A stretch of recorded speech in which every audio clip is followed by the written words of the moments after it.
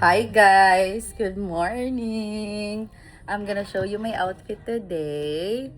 Look, para akong Barbie. Ayan. So guys, thank you talaga sa Slim Shot natin because without the help of this, hindi ko to ma-achieve ngayon. I'm gonna show you my day 1 first shot. Okay, hindi pa yan ha. First shot pa lang. Eto. Yeah. Ganyan ako kalaki at ganyan kalaki ang aking tummy. Diba? Ayan, ba't may mga props dito? See? Okay, I'm still working out sa tummy ko kasi merong time na, di ba dapat OMAD or 1 meal a day? Wala na kasi ako meal. Usually, 2 itlog, biscuit, and then may Pocari Sweat. So, ang ginawa ko, nung tumungtong na ako ng 53 kilo, kasi di ba ang target timbang ko is 51 to 55? Ayokong baka bumaba ako bigla ng 50. Gusto ko nasa 51 to 55 lang talaga. So, nung tumungtong ako ng 53, kumakain na ako a little. As in like, control talaga. Disiplina pa rin.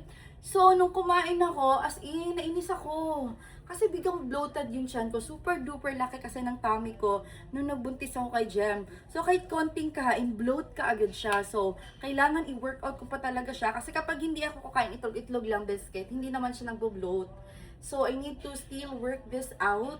Ayan, medyo na busy kasi. Wala akong time mag-plunking. Pero gumaganyan, sumisingit ako ng ganyan. Bangon, higa, and then plunking. Diba? Ayan. Ang liit na. OMG. I'm super duper happy guys. And by braso, tignan nyo. Diba? Guys, sa 2 weeks pa lang, kita nyo naman na may result na. Sa 2 weeks pa lang, ang laki na ng almost 2 weeks, diba? Nakikita nyo na, almost naiiyak ako, nagkasya yung damit na suot ko nung nag-Hong Kong, Macau kami, before ako nabuntis nun. Tapos, on the next following week, nasuot ko na yung mga maong shorts ko. And now, I can wear dress like this, yung fit dito, and then, pa-open sa baba. Look at me now. Look at me now. So, ganoon lang talaga guys. Again, hindi lang pala mata ang problema dito or kailangan mong i-disiplina. Might as well your nose. Kasi again, kahit pa hindi ka gutom, pag may nakikita ka, may naamoy ka, nako. Okay? So, kita nyo naman sa mga iba kong video na kahit nag-restaurant kami, baon-baon ko lagi itlog lang talaga. So, ayan, ito na yung reward ko.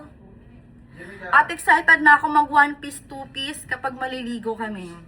Sino ka? Umiiwas na ako ng mga ligo-ligo nga ng mga pool or dagat because, diba, meron akong sa skintation every 2 weeks.